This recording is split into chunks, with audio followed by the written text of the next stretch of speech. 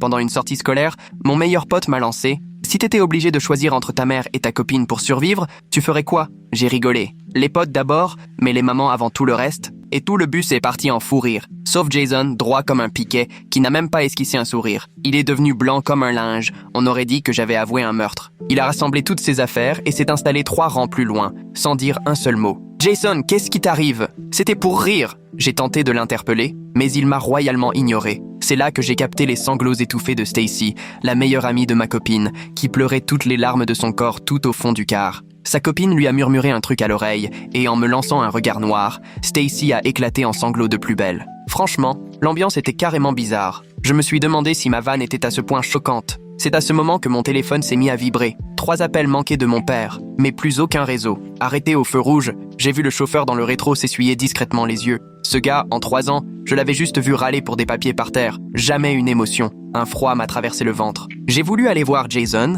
mais Madame Fitzharris m'a barré la route. « Assieds-toi, on repart. Mais il faut juste que je... Assieds-toi !» Je l'avais jamais entendu me parler comme ça. Je me suis exécuté, et à peine arrivé à destination, j'ai attrapé Jason à l'écart. Franchement, c'est quoi ce délire? Il s'est éloigné, fuyant mon regard. Rien, j'ai juste besoin d'être seul. Quand même, t'es sérieux, c'était qu'une blague. Je sais même pas ce que je choisirais moi, entre ma mère et ma copine. Pourquoi t'as répété mon histoire à tout le monde? Et là, Sid a débarqué de nulle part et m'a embarqué à l'écart. Ce mec, le capitaine de notre équipe, ne m'avait jamais dit autre chose que « fais la passe ». Il m'a attrapé par les épaules. « Hé, si t'as besoin d'en parler, je suis là. » Parler de quoi? J'étais à 2 doigts de crier. Il s'est contenté d'une tape sur l'épaule et s'est barré. Le malaise me glaçait de l'intérieur. À la pause, Ryan s'est ramené l'air traînant. Lui, il connaissait même pas mon prénom. Et tu sais, la blonde de l'équipe de volley, Kaylee, elle te trouve mignon. En plus, elle est célib. J'ai pris ça en pleine tête. Mais c'est quoi ton problème? Je lui ai montré l'écran de mon téléphone verrouillé. J'ai déjà une copine. Il est devenu tout pâle. Je voulais juste t'aider à tourner la page, tu vois? Tourner la page de quoi? Il a filé sans demander son reste. J'ai essayé d'appeler Isabella depuis le téléphone fixe du centre. Direct sur la messagerie, 15 fois de suite, je devenais dingue. Les autres avaient tellement pitié qu'ils n'ont même pas insisté pour que je retourne jouer. Dès que la cloche de la pause déjeuner a sonné, j'ai chopé Jason, cette fois sans le lâcher. Dis-moi ce qui se passe, maintenant. Je peux pas. Il tapotait comme un malade sur son appli de notes. Tu peux pas ou tu veux pas? Sa copine Ava a jeté un œil à son écran, puis l'a giflé avec une violence inouïe. T'aurais dû lui dire, espèce de lâche! Elle l'a planté là, furieuse. Jason, il est arrivé quelque chose à Isabella? Il n'a pas levé les yeux vers moi, continuant de pianoter. Puis Stacy a passé près de moi, le visage tordu de colère. Tu méritais pas une fille comme Isabella. Je lui ai toujours dit qu'elle valait mieux que toi. Sa copine lui a collé la main sur la bouche et l'a tiré ailleurs. J'avais la tête qui tournait. Je me suis traîné jusqu'au distributeur, où les coachs se prenaient la tête. Il a le droit de savoir maintenant, soufflait Madame Griffin. Ça sert à rien, la décision est déjà prise, répliquait Madame Fitzharris. Mais quelqu'un peut m'expliquer ce qui se passe là, ai-je lancé. Ils se sont barrés comme des moineaux. Il n'y a qu'au retour que Jason m'a adressé la parole. À ce stade, j'en avais marre des histoires. Je voulais juste lui montrer ma base Minecraft. On était à 10 minutes de l'école quand j'ai coupé mon portable. Jason, ma voix était glaciale. Tu me dis ce qui se passe? Il s'est mis à pleurer. Je peux pas te le dire maintenant, mais t'inquiète, personne n'est mort, tout le monde va bien. Je l'ai cru, et je suis retourné sur Minecraft. À peine descendu du bus, mon père m'a embarqué dans la voiture sans me laisser le temps de comprendre. « Papa, qu'est-ce qui se passe ?» Rien, il a juste roulé à fond. À l'hôpital, le hall était rempli de la famille d'Isabella, tous en noir. Dès que sa mère m'a vu, elle s'est jetée sur moi en hurlant « Tu l'as choisi, t'as préféré ta mère à mon bébé !» Son mari a dû la retenir pendant qu'elle continuait à crier « Elle t'aimait, elle te faisait confiance !» J'ai essayé de choper mon père. Qu'est-ce qui est arrivé à Isabella? Mais il m'a traîné vers les soins intensifs. « Viens, avance !» J'ai cru que mon cœur allait s'arrêter en voyant ma mère, inconsciente, branchée à 1000 machines dans la chambre 491. Vivante, mais à peine. Il y a eu un accident ce matin, avant ta sortie scolaire. Un conducteur bourré leur est rentré dedans, de face.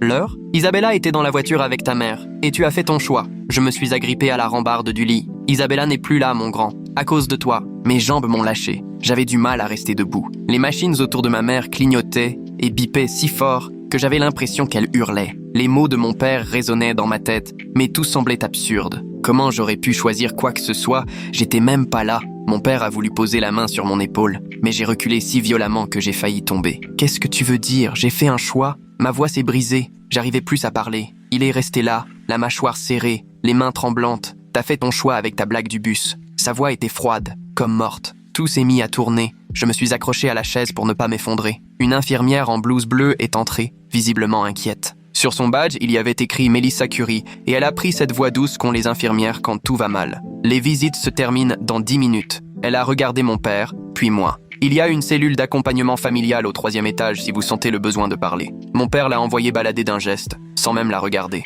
J'avais ce bourdonnement sourd dans les oreilles. J'entendais presque plus rien. Je me suis assis près du lit de ma mère et j'ai serré sa main. Je reste là. Les mots sont sortis plus secs que je ne l'aurais voulu. Melissa, visiblement mal à l'aise, est allée chercher quelqu'un d'autre. Quelques minutes plus tard, un grand agent de sécurité s'est approché, des yeux pleins de gentillesse et un badge sur lequel on pouvait lire Tyler Hudson. Je sais que c'est difficile, mon garçon. Il m'a posé la main sur l'épaule avec une douceur inattendue. J'ai perdu ma femme il y a 2 ans. Je comprends ce que tu traverses. Il m'a aidé à me relever, même si mes jambes tremblaient encore. Tu pourras revenir dès demain matin, je te le promets. Il m'a accompagné jusqu'à la sortie. J'aurais voulu lui confier que j'avais perdu ma copine à cause d'une mauvaise blague, mais aucun mot n'a réussi à sortir. Mon père m'a pris par le bras et m'a entraîné vers l'ascenseur sans prononcer un mot. Le trajet du retour m'a paru durer une éternité, et mon père a fini par briser le silence. Les médecins n'ont pas eu le choix. Ils ont dû agir très vite. Ses mains crispées sur le volant, les jointures blanches. Il a ajouté « Il ne pouvait sauver qu'une seule personne ».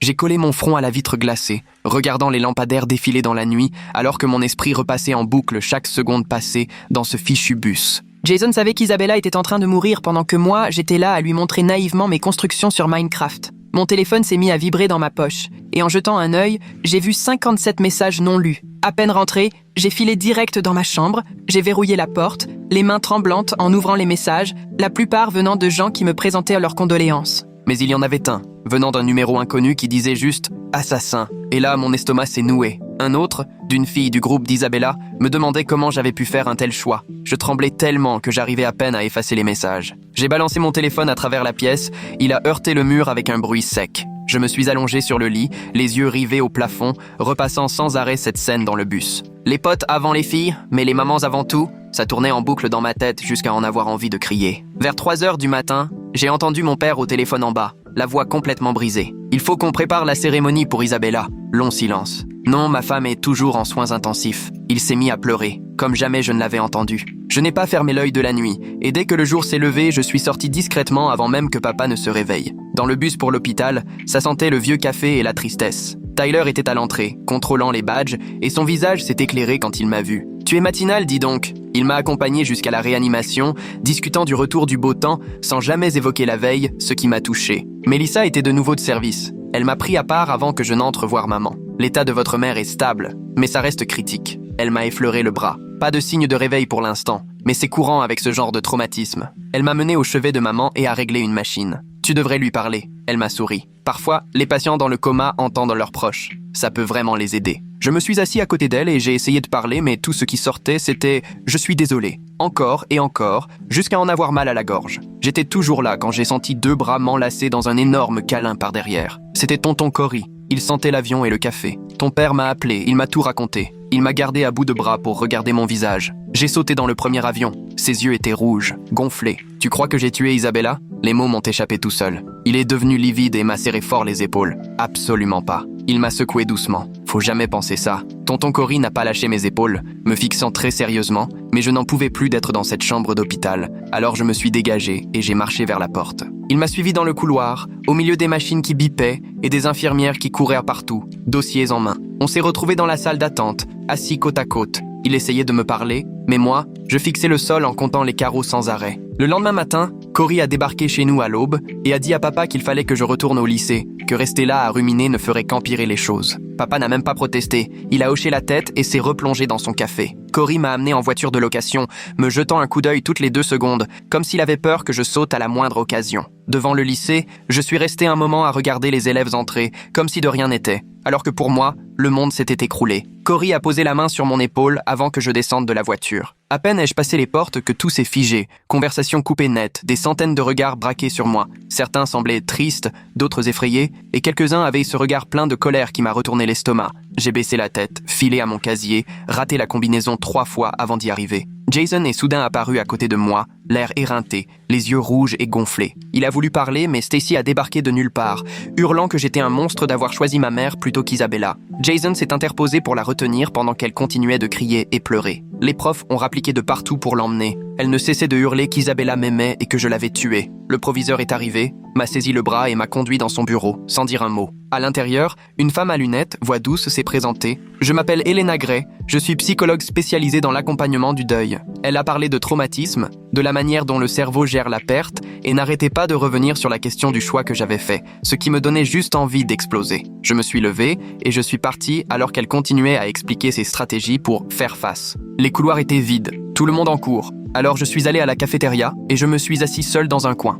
Au déjeuner, je suis resté dans mon coin à regarder les autres manger et discuter comme si rien ne s'était passé. Sid est venu s'installer à côté de moi sans rien dire, posant son plateau près du mien, même si je n'avais rien avalé. Il m'a assuré que toute l'équipe serait là pour moi si j'avais besoin de quoi que ce soit, et je lui ai demandé franchement s'il était au courant de ce qui s'était passé dans le bus. Il a baissé les yeux sur son sandwich et a marmonné que les adultes leur avaient interdit d'en parler. Ça m'a blessé encore plus que les cris de Stacy, parce qu'au moins elle assumait ce qu'elle ressentait. Après les cours, je traversais le parking quand Madame Griffin m'a appelé depuis le seuil de sa salle. Elle avait les yeux rouges et les essuyait sans cesse, en s'excusant de ne pas m'avoir prévenu pendant le voyage. Elle m'a expliqué qu'il existait un protocole pour éviter de traumatiser les élèves lors des sorties scolaires, qu'il pensait me protéger. Je lui ai demandé si elle apprécierait qu'on la protège de cette façon si sa propre famille était concernée, et elle a simplement baissé les yeux sans un mot. Corey est venue me récupérer et m'a emmené directement à l'hôpital, disant que maman avait besoin de me voir, même inconsciente. Sur le parking, un jeune homme d'environ 25 ans s'est approché. Je l'ai reconnu grâce aux photos. C'était Blake Campbell, le grand frère d'Isabella.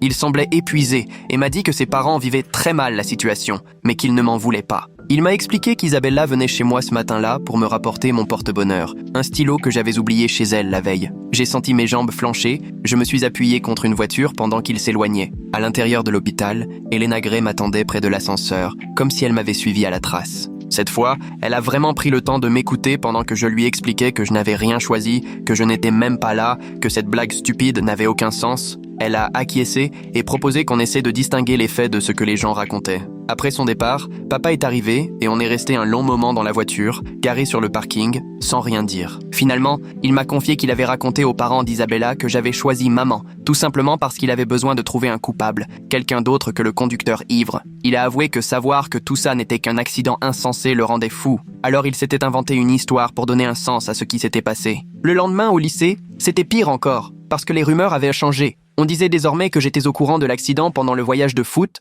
et que j'avais préféré continuer à jouer au lieu de rentrer. Ryan m'a rattrapé dans le couloir entre la 2e et la 3e heure et m'a dit « Isabella comprendrait que tu sois resté jouer ». Je l'ai repoussé pour passer et j'ai continué vers ma classe. Pendant la 4e heure, Madame Fitzharris a essayé de me parler après le départ des autres pour le déjeuner. Elle a commencé à s'excuser et à m'expliquer les protocoles d'urgence du district. Mais je n'écoutais déjà plus et je suis sorti. Elle m'a suivi dans le couloir en continuant de parler de la façon dont elle pensait me protéger d'un traumatisme. Je me suis retourné et je lui ai lancé « Vous vous protégez surtout vous-même, pour ne pas avoir à gérer ma réaction. Vous ne me protégez de rien du tout. » Corey m'attendait sur le parking et m'a conduite directement chez un avocat en centre-ville, où un homme plus âgé, costume froissé, nous a expliqué que Jax Watkins avait été contrôlé avec un taux d'alcoolémie de 0,24. L'avocat n'arrêtait pas de feuilleter ses papiers, répétant que c'était la 3e arrestation de Watkins pour conduite en état d'ivresse, qu'il avait déjà eu son permis suspendu 2 fois, mais continuait malgré tout à prendre le volant. Papa devait venir, mais Corey m'a dit qu'il n'en était pas capable pour l'instant, et j'ai remarqué que l'avocat me regardait comme s'il s'attendait à me voir craquer ou fondre en larmes. Je suis resté là,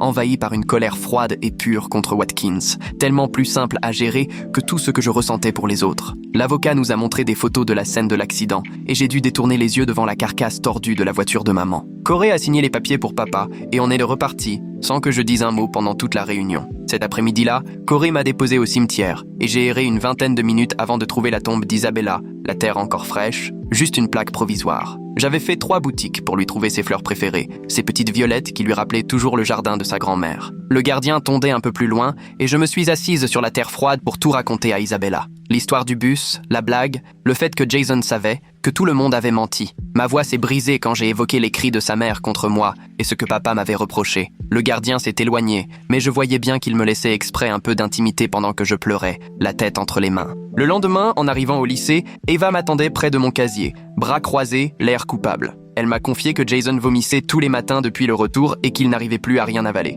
Elle a sorti une grosse enveloppe de son sac et m'a dit qu'il m'avait écrit une lettre, mais qu'il n'osait pas me la donner lui-même. J'ai repoussé l'enveloppe vers elle et dit « Je ne veux pas de sa lettre. Je voulais juste qu'il me dise la vérité quand c'était important. » Elle a hoché la tête et s'est éloignée sans un mot, ce qui m'a bouleversé encore davantage. 2 jours plus tard, on a dû voir la procureure du district au tribunal, et Hadley Pierce s'est révélée être une toute petite femme à la voix d'officier. Elle a étalé tous les dossiers sur la table, exhibé les anciennes arrestations de Watkins et expliqué qu'il risquait entre 15 et 20 ans de prison s'il était reconnu coupable. Cette fois, papa était présent, et quand Hadley a mentionné que l'avocat de Watkins pourrait essayer de rejeter la faute sur les victimes, papa a frappé la table de la main en disant « Personne ne va minimiser quoi que ce soit parce que sa fille est morte ». Hadley est resté imperturbable, a hoché la tête et pris des notes, tandis que le visage de papa virait au rouge et que Corey posait une main sur son épaule. Le soir à l'hôpital, Melissa faisait sa tournée quand la main de maman a bougé lors d'un test de réflexe, et elle a même serré la sienne. Victoria Tate, la kiné, est venue examiner maman et a expliqué que ça pouvait signifier que son cerveau commençait à réagir,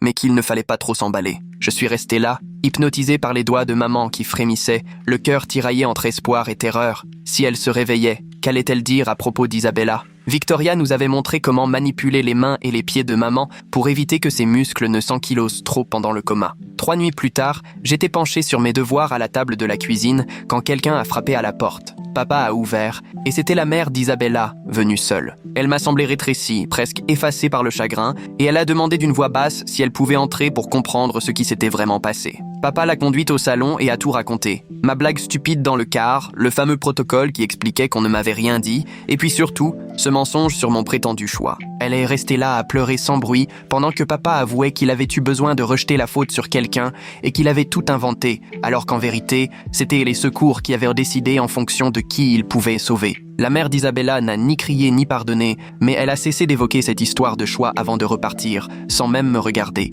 Aller au lycée était chaque jour plus insupportable. Tout le monde chuchotait, me lançait des regards en coin, alors Corey a fini par téléphoner au proviseur pour demander un aménagement à domicile jusqu'à la fin du semestre. Le proviseur n'a pas hésité et m'a envoyé un dossier de travail, sûrement soulagé d'être débarrassé des tensions dans les couloirs. Ce soir-là, Jason m'a écrit pour me dire qu'il comprendrait si je ne voulais plus jamais lui adresser la parole. Et je n'ai rien répondu, incapable de savoir ce que je voulais. Elena a pris rendez-vous à l'hôpital pour une séance de thérapie familiale. Papa est arrivé ivre, personne ne l'a dit franchement, mais tout le monde l'a vu. Au bout de 20 minutes, il a fondu en larmes, sanglotant qu'il avait tout raté avec moi, avec maman, et qu'il n'arrivait plus à arrêter de boire depuis l'accident. Corey a immédiatement sorti son téléphone pour chercher des centres de désintoxication, pendant qu'Elena, d'une voix calme, parlait à papa du deuil et des façons toxiques d'y échapper. La semaine suivante, Ford Maddox a débarqué chez nous avec 2 valises et a annoncé qu'il restait pour donner un coup de main, parce que c'est ce que font les amis. Il avait été le colocataire de papa à la fac et il s'est aussitôt occupé de tout ce qu'on laissait à l'abandon. La pile de factures sur le plan de travail, le frigo vide, la pelouse jamais tondue. Voir enfin un adulte prendre les choses en main m'a fait prendre conscience à quel point tout partait à volo. 3 semaines après, l'audience préliminaire de Jax Watkins a eu lieu. J'ai dû m'asseoir à la barre pour raconter la dernière fois que j'avais vu Isabella. L'avocat de Watkins insinuait sans cesse que les victimes n'avaient peut-être pas bouclé leur ceinture ou que maman roulait trop vite, mais Hadley s'interposait à chaque fois et le juge lui donnait gain de cause. J'ai jeté un coup d'œil à Watkins assis à la table de la défense. Il fixait obstinément le sol, évitant tout regard. Après mon témoignage, je me suis installé dans le public et j'ai vu les épaules de Watkins trembler comme s'il essayait de ravaler ses larmes. Le juge a suspendu l'audience et je me suis précipité aux toilettes pour tout rendre, incapable de garder quoi que ce soit dans l'estomac. En rentrant à l'hôpital cet après-midi-là, les yeux de maman étaient ouverts pour la première fois depuis l'accident. Elle n'était pas vraiment consciente. Elle fixait le vide. Mais Melissa a dit que c'était encourageant et nous a conseillé de continuer à lui parler. Je suis restée 3 heures à lui raconter tout depuis le début. La mort d'Isabella, le mensonge de papa sur mon soi-disant choix, le fait que tout le monde dans le car savait sauf moi. À un moment, ses yeux se sont tournés vers ma voix et j'ai voulu y voir un pardon, même si les médecins affirmaient que ce n'était qu'un réflexe. Ce soir-là, Blake m'a envoyé des messages pour me donner de leurs nouvelles. Ses parents avaient entamé une thérapie, sa mère prenait un traitement contre la dépression. Il disait qu'il commençait à accepter que trouver un coupable ne ramènerait pas Isabella, mais qu'il n'était pas prêt à me voir. Peut-être un jour, a-t-il écrit. Et ce peut-être me semblait déjà moins cruel que le jamais auquel je m'attendais. 3 semaines après l'accident, j'ai enfin trouvé le courage de lire les articles de presse en ligne. Les détails m'ont à nouveau tordu l'estomac. Le conducteur ivre qui les a percutés à près de 100 à l'heure, Isabella tuée sur le coup, maman qu'il avait fallu désincarcérer à l'aide d'outils spéciaux. Ma blague stupide dans le car m'a paru d'autant plus pathétique après avoir lu comment la tôle froide avait broyé des corps réels. Cindy Walker, l'experte de l'assurance, est arrivée chez nous avec une mallette pleine de papiers à signer pour les indemnisations. Elle s'est installée à notre table et, en quelques chiffres, a réduit la vie d'Isabella et les blessures de maman à des montants en euros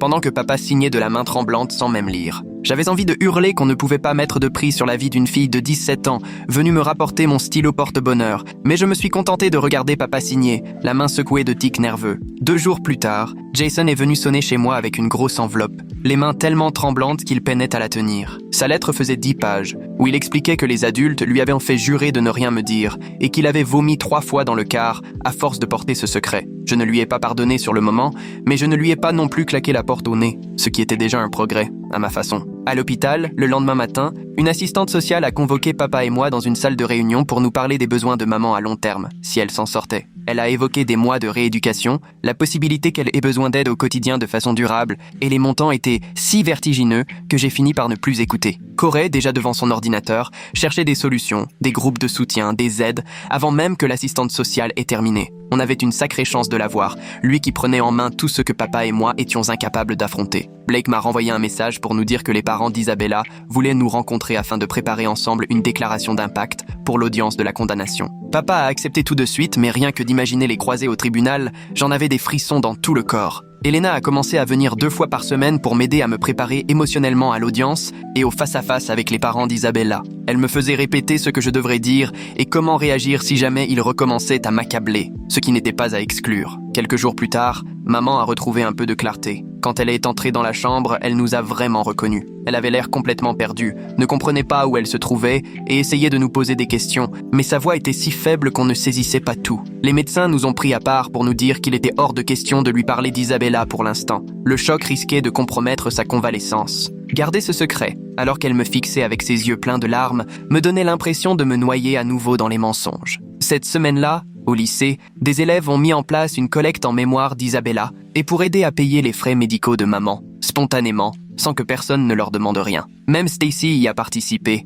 même si elle fuyait mon regard, ne me parlait pas et quittait la pièce dès que j'arrivais. La gentillesse de gens que je connaissais à peine m'a bouleversé. J'ai craqué et j'ai pleuré 20 minutes enfermé dans les toilettes, pendant que des élèves de seconde montèrent la garde pour que personne n'entre. Peu après, Hadley a appelé pour annoncer que Jax Watkins avait plaidé coupable d'homicide involontaire et de conduite en état d'ivresse afin d'éviter un procès. C'est une bonne chose, a-t-elle dit. Au moins, on n'aura pas à tout revivre devant les juges et la justice sera rendue puisqu'il a reconnu sa faute. Mais à mes yeux, rien n'avait vraiment le goût de la justice. Isabella était toujours morte, maman était détruite et rien dans cette histoire ne semblait juste. 3 jours plus tard, Ford est venu à la maison et a coincé papa dans la cuisine alors que je préparais le petit déjeuner. Il parlait à voix basse, mais j'ai tout entendu à travers la cloison. Tu es en train de te ruiner à force de boire, et si tu ne te fais pas soigner tout de suite, je demanderai ton hospitalisation d'office. Papa a frappé sa tasse sur le comptoir et est parti furieux, mais Ford l'a suivi jusque dans le garage, refusant d'abandonner même quand papa lui a ordonné de se mêler de ses affaires. Cet après-midi-là,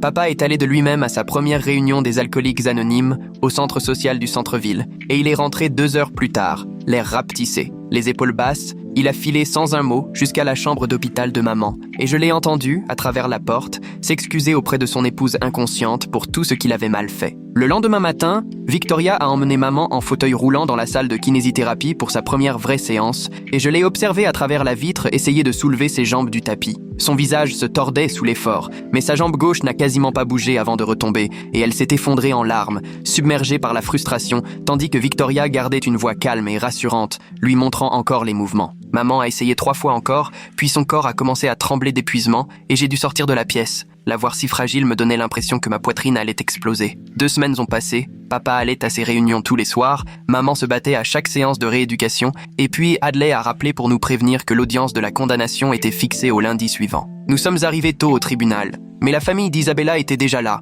sa mère serrant un dossier contre elle, son père les yeux rivés au sol. L'huissier nous a fait entrer dans la salle, et la mère d'Isabella a pris la parole la première, la voix tremblante, lisant une déclaration sur les rêves de sa fille de devenir infirmière, son bénévolat au refuge pour animaux, et tous ses projets d'avenir réduits à néant par la décision d'un homme ivre de prendre le volant. Quand elle a raconté qu'Isabella était en chemin pour me rapporter mon stylo porte-bonheur pour un examen, j'ai dû enfouir la tête dans mes bras posés sur la table, et cette fois, lorsque papa a posé sa main sur mon épaule, je ne l'ai pas repoussé. Le juge a appelé mon nom ensuite. Je me suis levé, les jambes flageolantes, pour lire ma propre déclaration sur la perte de ma petite amie, sur le fait que j'ai failli perdre ma mère mère, sur la culpabilité qui n'était pas vraiment la mienne mais m'écrasait quand même, sur la façon dont Jax Watkins avait brisé plusieurs vies pour quelques verres de trop. Cette fois, Watkins m'a regardé depuis le banc des accusés, formant silencieusement les mots « Je suis désolé », mais ces regrets ne ramèneraient pas Isabella, ni ne guériraient le corps brisé de maman. Le juge a pris 20 minutes pour tout relire, puis il a condamné Watkins à 15 ans de prison ferme, sans possibilité de libération anticipée. La mère de Watkins s'est effondrée en larmes dans la salle, tandis que son avocat rangeait ses affaires en silence. En sortant du tribunal, le père d'Isabella s'est approché de moi pendant que sa femme attendait près de la voiture. Il m'a dit qu'il partait s'installer en Arizona pour recommencer quelque part où chaque coin de rue ne leur rappellerait pas un souvenir, mais il voulait que je sache qu'il ne m'en voulait plus, parce qu'en vouloir à quelqu'un ne ramènerait pas leur fille. Il m'a expliqué que sa femme n'y arrivait pas encore, mais qu'elle essayait de pardonner, qu'elle travaillait avec sa thérapeute pour apprendre à laisser partir la colère, puis il m'a serré la main avant de rejoindre leur voiture, où sa femme pleurait déjà à nouveau. 3 jours plus tard, maman était enfin assez lucide pour remarquer ce qui se passait autour d'elle et m'a demandé où était Isabella, pourquoi elle n'était pas venue la voir. Papa et moi, on s'est regardés, puis je me suis assis au bord de son lit et je lui ai tout raconté. Elle a pleuré des heures, pas seulement pour Isabella, mais aussi pour tout ce que j'avais dû porter seule. À travers ses sanglots, elle m'a fait promettre d'arrêter de me blâmer pour les mensonges et les choix des autres, car la seule personne responsable de la mort d'Isabella, c'était l'homme aujourd'hui en prison. Les cours ont repris la dernière semaine d'août, et j'ai choisi d'y retourner au lieu de rester caché derrière les cours en ligne, parce que me terrer n'aurait rien changé à ce qui s'était passé. Il y avait encore des élèves qui chuchotaient en passant devant moi dans les couloirs, certains allaient même jusqu'à me montrer du doigt, mais d'autres se comportaient enfin normalement avec moi, ce dont j'avais rêvé après des mois à être soit pris en pitié, soit accusé. Jason et moi, on s'est retrouvés dans le même cours d'anglais. Même si on n'était plus vraiment amis, au moins on pouvait partager la même salle sans que j'aie envie de lui sauter à la gorge, ce qui ressemblait à un progrès, même si on ne s'adressait pas la parole. La rééducation de maman a vraiment pris un tournant quand elle s'est remise à s'impliquer à fond, se dépassant à chaque séance de kiné, au point que Victoria a carrément dû lui demander de lever le pied. Victoria disait toujours que la détermination de maman était incroyable, mais au fond, je savais que c'était en partie la culpabilité qui la poussait, cette culpabilité du survivant qu'on traînait tous les deux sans trop en parler, juste en se croisant du regard pendant le dîner. Papa, lui, venait d'atteindre ses 6 semaines de sobriété, et ça se voyait aussi bien dans sa posture que dans sa voix. Il s'est mis à gérer toutes les démarches administratives que maman ne pouvait plus faire, à organiser son emploi du temps médical, et même à cuisiner de vrais repas, au lieu de commander tous les soirs. Ford est passé dîner un soir et a lancé à la blague qu'il avait l'impression de retrouver son ancien coloc de fac, et papa a vraiment souri, le genre de sourire sincère, pas le sourire forcé qu'il affichait comme une façade. Cette même semaine, Blake m'a envoyé un message sorti de nulle part pour me dire que ses parents allaient mieux, que sa mère avait repris un boulot à mi-temps à la bibliothèque, et il voulait que je sache qu'Isabella avait prévu de me faire la surprise d'un concert pour mon anniversaire, parce qu'elle avait mis 3 mois à économiser pour m'offrir les places. J'ai gardé ce message précieusement, et chaque fois que la culpabilité revenait, je le relisais pour me rappeler qu'elle m'aimait assez pour penser à ce genre de surprise, que notre histoire avait été belle même si elle s'était finie de la pire manière. 3 semaines plus tard, alors que je rendais visite à maman à l'hôpital, Elena est passée et m'a parlé d'un groupe de soutien qui se réunissait le jeudi dans la salle de conférence pour les familles frappées par les accidents liés à l'alcool au volant. Papa n'était pas très emballé à l'idée au début, mais j'ai réussi à le convaincre qu'on pouvait au moins essayer, vu qu'on était déjà sur place. On s'est installé tout au fond, sur des chaises pliantes en métal, pendant qu'une quinzaine de personnes formaient un cercle plus près du devant. Une femme a raconté qu'elle mettait toujours un couvert pour son fils, disparu il y a 6 mois. Un homme, lui, a dit qu'il avait retrouvé les lunettes de sa femme dans la carcasse de la voiture et qu'il les gardait dans sa poche depuis. Personne ne cherchait à consoler l'autre avec des banalités, ce qui rendait l'atmosphère plus supportable et me permettait de simplement écouter. Papa est resté les mains crispées sur ses genoux tout le long, et puis en sortant, il m'a dit « On devrait revenir la semaine prochaine ». Il a fallu 2 mois avant que maman soit assez rétablie pour rentrer, et pendant ce temps, Corey s'est démené pour préparer la maison. Il a posé des barres d'appui dans toutes les salles de bain, construit une rampe en bois pour l'entrée, ce qui lui a pris 3 week-ends à trouver le bon angle. Le kiné est venu vérifier et a suggéré d'installer le lit de maman dans le salon, au rez-de-chaussée, vu que les escaliers restaient inaccessibles. On a loué un lit médicalisé qui rentrait tout juste entre le canapé et la télé, mais maman n'a pas râlé une seule fois. Ce soir-là, pour fêter son retour, on a commandé des pizzas dans son resto préféré et on s'est installé devant de vieux films, en faisant comme si le lit médicalisé et le déambulateur qui encombrait la moitié du salon n'existaient pas. Maman s'est endormie pendant le 2e film, et papa et moi, on est restés debout tard, simplement à la regarder respirer sans qu'aucun appareil ne vienne biper toutes les 5 minutes. L'école a commencé à devenir étrange en octobre, quand la conseillère m'a convoqué pour m'annoncer que j'étais sélectionné pour un nouveau programme d'accompagnement entre élèves. Selon elle, mon expérience faisait de moi quelqu'un d'unique pour épauler ceux qui traversèrent des épreuves ou des deuils. Les séances de formation avaient lieu chaque mardi après les cours à la bibliothèque. Et le premier jour, en entrant, j'ai vu Stacy déjà installée à une table. On ne s'était plus parlé depuis qu'elle m'avait crié dessus dans le couloir, mais on s'est retrouvés à devoir faire des exercices de confiance ensemble et s'entraîner à l'écoute active. Elle évitait mon regard pendant les jeux de rôle, mais au moment de lister des stratégies pour avancer, elle a écrit « Accepter que rejeter la faute ne ramène pas les gens », puis elle a fait glisser la feuille vers moi. Le printemps est revenu et tout à coup, tout le monde s'est remis à agir bizarrement avec moi, un peu comme juste après l'accident. Les profs demandaient sans arrêt si j'avais besoin de délai pour les devoirs, et des élèves à peine connus me tapaient sur l'épaule dans les couloirs. Il m'a fallu 3 jours pour comprendre que l'anniversaire approchait et que tout le monde s'en souvenait. Maman s'en est rendu compte aussi et a proposé qu'on aille ensemble sur la tombe d'Isabella le jour même, au lieu de faire comme si de rien n'était. On y est allé tôt, avant que quiconque arrive, et maman a traversé la pelouse lentement avec son déambulateur. Elle s'est assise sur le banc près de la pierre tombale et a parlé à Isabella comme si elle était là, juste à côté de nous. Elle s'est excusée d'avoir été dans la voiture ce jour-là, d'être encore là alors qu'Isabella n'a pas eu cette chance et de ne pas avoir pu la protéger. Elle a dit qu'elle savait qu'Isabella voudrait qu'on arrête de porter cette culpabilité qui ne revenait qu'au conducteur ivre. Je l'ai cru, pour la première fois. La formation au soutien entre pairs continuait et Jason a fini par rejoindre le programme lui aussi, rendant les mardis encore plus bizarres. Un jour, pendant une séance sur la communication, il s'est tourné vers moi et s'est mis à raconter ses cauchemars, ceux où il revoit mon visage au moment où j'ai appris la vérité. Il m'a dit qu'il se réveillait en souhaitant pouvoir tout me dire dans le bus, sans tenir compte de ce que les adultes avaient décidé. Je lui ai répondu que je comprenais qu'on ait suivi les règles, parce qu'on était des enfants et que les adultes étaient censés mieux savoir que nous, mais que ça ne voulait pas dire qu'on pourrait redevenir amis comme avant. Il a hoché la tête et on est retourné à l'exercice sur les limites à poser. En mai, maman a repris le travail à la maison dès qu'elle a pu rester plusieurs heures devant son ordinateur sans finir épuisée. Son entreprise lui a installé un logiciel de visioconférence et lui a fait livrer un fauteuil ergonomique qui lui soutenait bien le dos. La voir mener des réunions depuis la table de la salle à manger alors qu'elle avait encore besoin d'aide pour s'habiller le matin m'a fait comprendre que la guérison peut prendre bien des chemins. Elle ne conduisait pas encore, et faire le trajet jusqu'à la boîte aux lettres suffisait à l'essouffler, mais elle continuait à écrire du code et à gérer son équipe. Victoria disait que cette force de volonté était rare, mais je savais que maman avait juste besoin de se sentir à nouveau utile après ces mois passés à n'être qu'une patiente. Blake m'a envoyé la photo d'une carte remise par ses parents, signée simplement avec leur prénom et un petit mot où ils expliquèrent qu'ils suivaient une thérapie et trouvaient enfin un peu de paix. Maman a voulu la voir, elle est aussitôt allée acheter un cadre chez le marchand de loisirs créatifs, puis l'a accroché derrière son bureau pour la garder sous les yeux pendant ses visioconférences. La carte se contentait d'un « on pense à vous », mais pour maman, c'était un véritable trésor. Papa, lui, a fêté ses 90 jours de sobriété juste avant le week-end de la Pentecôte, et maman tenait absolument à faire une fête, même si elle était à peine capable de rester debout assez longtemps pour glacer le gâteau qu'elle avait préparé. Ford a fait un discours sur les secondes chances et la fierté qu'il ressentait pour papa et le chemin parcouru. Même Jason s'est déplacé avec sa mère et a apporté un album photo qu'il avait fabriqué, rempli de souvenirs d'avant que tout ne bascule. Il y avait les photos de notre projet de science au collège et celles du week-end où on était tous partis camper sans jamais réussir à monter la tente. Feuilleter ces images, c'était comme observer la vie d'autres personnes dans un autre monde. Le programme de soutien entre pairs s'est vraiment lancé et on m'a confié Edwin, un élève de seconde dont le grand frère était mort dans un accident de voiture pendant les vacances d'hiver. Il était là, dans le bureau de la conseillère, à tordre les lanières de son sac à dos pendant que j'essayais de me souvenir de ce qu'on nous avait appris sur l'écoute active. Finalement, je lui ai parlé de cette culpabilité qu'on porte pour des choses qui ne dépendent pas de nous. Et j'ai vu son visage changer, comme s'il réalisait que quelqu'un pouvait le comprendre. On se retrouvait chaque semaine, et petit à petit, il a réussi à parler de son frère sans pleurer. Il a même ri un jour en partageant un souvenir drôle. L'aider à démêler son chagrin m'a permis de mieux comprendre le mien, bien plus que n'importe quelle séance de thérapie.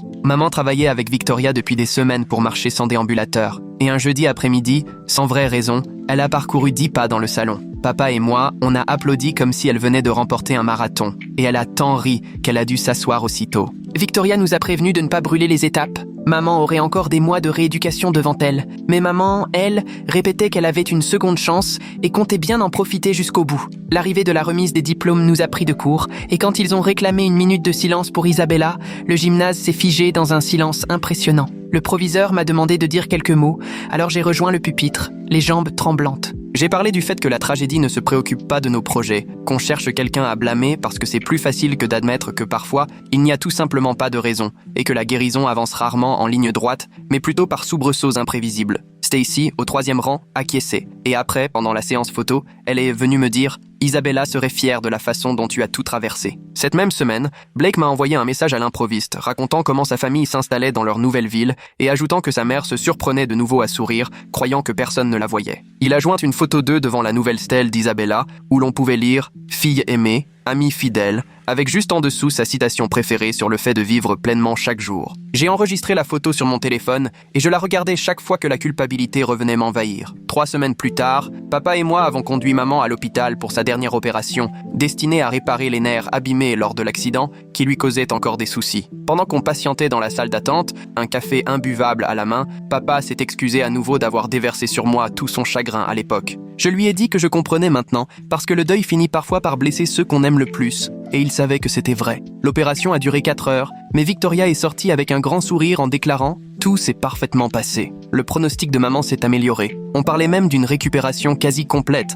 avec encore un peu de rééducation. Victoria nous a rassemblés dans ses bras et a affirmé que maman était la patiente la plus forte qu'elle ait croisée en 15 ans de métier. Au réveil, maman a plaisanté en disant qu'elle avait une excellente raison de se rétablir, puisqu'elle devait revenir pour moi, et même les infirmières ont ri. 2 jours plus tard, Jason et moi avons traversé la scène de la remise des diplômes ensemble, plus vraiment meilleurs amis. Mais autre chose, peut-être des survivants d'un genre un peu différent. Ses parents sont venus me voir ensuite pour me remercier d'avoir fini par lui pardonner, sa mère versant quelques larmes en disant qu'elle savait combien cela avait dû coûter. Là, debout en toge et mortier, j'ai réalisé que ce pardon était aussi pour moi, que porter cette colère était un poids dont je n'avais plus besoin. L'été a filé, entre les séances de rééducation de maman et les réunions des alcooliques anonymes de papa, et sans qu'on s'en rende compte, le premier anniversaire approchait. On est allé à la cérémonie organisée par la ville pour les victimes de la conduite en état d'ivresse, sur la place du tribunal, où ils ont énuméré le nom d'Isabella avec ceux des 11 autres personnes disparues cette année-là. Cette fois, je n'ai pas pleuré, mais j'étais reconnaissant qu'elle ait fait partie de ma vie, même si tout s'était interrompu bien trop tôt. 2 semaines plus tard, c'était le jour de la cérémonie qui marquait la fin de la rééducation de maman. Elle a traversé la petite scène installée dans le centre de soins, sans déambulateur ni canne, simplement portée par sa propre force. Papa, les larmes aux yeux, n'a pas pu s'empêcher de pleurer en la regardant. Et pour une fois, je n'avais aucune gêne à le voir ainsi, parce qu'après tout ce qu'on avait traversé, ces larmes étaient amplement méritées. Les autres patients se sont mis à applaudir et maman a salué la salle comme si elle venait de remporter un Oscar, ce qui a déclenché des éclats de rire mêlés de larmes dans l'assemblée. Avec l'arrivée de l'automne, la vie avait repris une certaine normalité. Maman était de retour à son poste à plein temps, avec quelques ajustements comme une chaise ergonomique et des horaires plus souples. Papa tenait bon et était désormais vraiment présent lors des repas en famille, et moi, j'entamais ma première année de fac sur le campus tout près pour rester à la maison. En décembre, les parents d'Isabella nous ont envoyé une carte de Noël simplement signée de leur prénom, sans un mot de plus. Mais c'était suffisant. Ça voulait dire qu'ils étaient là, eux aussi, qu'ils continuaient leur chemin, à leur rythme. On était toujours là, tous les 3, à traverser ça ensemble, à avancer du mieux qu'on pouvait, un jour après l'autre, et finalement, c'était peut-être tout ce qu'on pouvait souhaiter, après ce qu'on avait vécu. Merci d'être resté avec moi jusqu'au bout aujourd'hui. Partager toutes ces questions ensemble, ça a vraiment rendu l'expérience beaucoup plus intéressante. N'oubliez pas d'aimer la vidéo, ça aide bien plus que vous ne le pensez.